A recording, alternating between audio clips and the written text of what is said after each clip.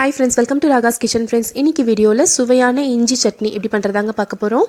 அதுக்கு முன்னாடி நீங்க இன்னும் நம்ம சேனல் சப்ஸ்கிரைப் பண்ணலனா கீழ இருக்க சப்ஸ்கிரைப் பட்டன் பிரஸ் பண்ணிக்கோங்க. அப்படியே பக்கத்துல இருக்க பெல் பட்டனையும் பிரஸ் பண்ணிக்கோங்க.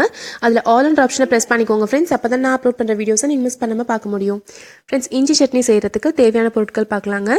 2 பெரிய வெங்காயம் இந்த மாதிரி நறுக்கி வச்சிருக்கேங்க. ஒரு தக்காளி நறுக்கி வச்சிருக்கேங்க. நான் வந்து இன்னைக்கு ஆப்பிள் தக்காளி தாங்க எடுத்திருக்கேன். நீங்க வேணும்னா நாட்டு தக்காளி எடுத்துக்கலாம். ஒரு விரல் சைஸ் அளவுக்கு இஞ்சி இந்த மாதிரி நறுக்கி வச்சிருக்கேங்க. பாருங்க, இந்த மாதிரி தோல் எடுத்துட்டு இந்த மாதிரி நறுக்கி வச்சுக்கோங்க. ஒரு 1.5 ஸ்பூன் அளவுக்கு உளுந்தம்பருப்பும் 1.5 ஸ்பூன் அளவுக்கு கடலைப்பருப்பும் எடுத்து வச்சிருக்கேங்க. காரத்துக்கு தகுந்த மாதிரி வரமிளகாய் எடுத்துக்கோங்க. நான் வந்து 4 மிளகாய் எடுத்திருக்கேன். இஞ்சிலேயே கொஞ்சம் காரத்தன்மை இருக்கும், அதுக்கு தகுந்த மாதிரி நீங்கள் எடுத்துக்கோங்க. சின்ன துண்டு அளவுக்கு புளி, கொஞ்சமாக வந்து வெல்லம். புளி உங்களுக்கு சப்போஸ் சேர்க்க வேண்டாம்னு நினச்சிங்கன்னா அதுக்கு பதிலாக நீங்கள் வந்து தக்காளி கொஞ்சம் சேர்த்து எடுத்துக்கலாங்க. இது வந்து ஜஸ்ட் டேஸ்ட்டுக்காக தான். இந்த அளவுக்கு நம்ம புளி எடுத்தாலே போதும். சுவைக்காக கொஞ்சமாக வந்து வெல்லம் எடுத்துருக்கோம். இப்போ ஸ்டவ்வில் ஒரு கடாய் வச்சுக்கலாங்க. 1 ஸ்பூன் அளவுக்கு எண்ணெய் விட்டுக்கோங்க. எண்ணெய் சூடானதும் கடலைப்பருப்பும் உளுந்தம்பருப்பும் சேர்த்து வறுத்துக்கலாம். இது கூடவே இஞ்சியும் சேர்த்து வறுத்துக்கலாங்க. இஞ்சி நல்லா வதங்கிருச்சு அப்படின்னா டேஸ்ட் ரொம்ப நல்லா இருக்குங்க.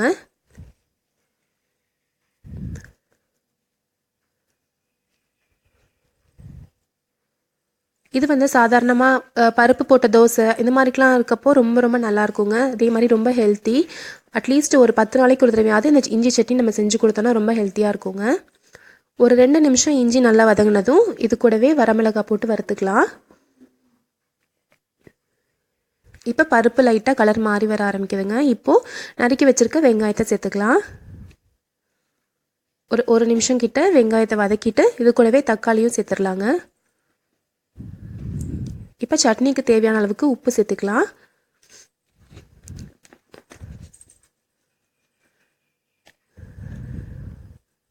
இப்போ இது நல்லா வதக்கிக்கலாங்க.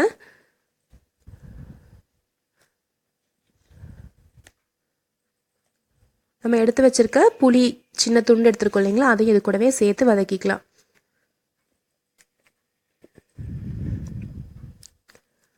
தக்காளி வந்து சாஃப்டானால் போதுங்க, ரொம்ப அப்படியே வந்து மசிஞ்சு வரணும்னு தேவை கிடையாதுங்க. பாருங்கள், நான் கிட்டத்தட்ட ஒரு 3லேருந்து 4 நிமிஷம் நல்லா வதக்கியிருக்கேன். இந்த அளவுக்கு வதக்கினா போதும். தக்காளி வந்து பாருங்கள் இந்த மாதிரி சாஃப்டாக ஆனால் போதுங்க. இப்போ எல்லாமே நல்லா வதங்கி வந்துருச்சு. இப்போ நான் வந்து ஸ்டவ் ஆஃப் பண்ணிக்கலாம். ஸ்டவ் ஆஃப் பண்ணிவிட்டு ஒரு 1/2 ஸ்பூன் அளவுக்கு வெள்ளைப்பொடி இது கூட நான் சேர்த்துக்கிறேன். இது வந்து ஆப்ஷனல் தாங்க, உங்களுக்கு பிடிச்சதுன்னா நீங்கள் சேர்த்துக்கோங்க. இது நல்லா ஆற விட்டுருலாங்க. ஆற விட்டு ஆறினதுக்கப்புறமா மிக்ஸி ஜாரில் போட்டு அரைச்சிக்கலாம். நல்லா ஆறிடுச்சு. இப்போ நான் அந்த மிக்ஸி ஜாருக்கு மாற்றிக்கிறேங்க. தக்காளியில் இருக்க தண்ணியே போதுங்க, நல்லா நைஸாக அரைச்சிக்கலாம்.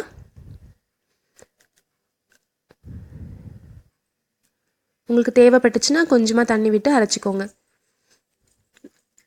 நல்லா நைஸாக அரைச்சிக்கலாங்க. இப்போது நம்ம இஞ்சி சட்னிக்கு நல்லா நைஸாக அரைச்சாச்சு. இப்போ இது ஒரு பவுலில் மாற்றிக்கலாம். நம்ம இதை தாளித்து மட்டும் கொட்டினா போதும்.